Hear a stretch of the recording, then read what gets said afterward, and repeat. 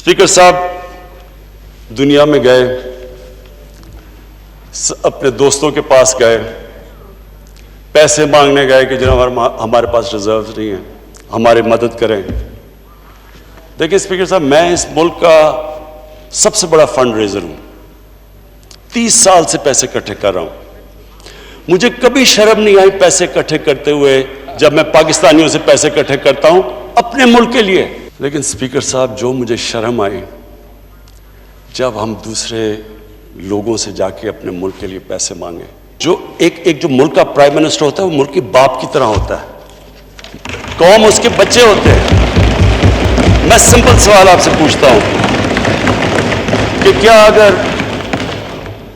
अगर मेरे बच्चे भूखे हैं, अगर मैं बच्चों को सही इलाज नहीं करवा सकता, तो क्या मैं एक बादशाह की तरह रहूंगा और बच्चे मेरे भूखे रहेंगे? क्या मैं अपने खर्चे नहीं कट करूंगा?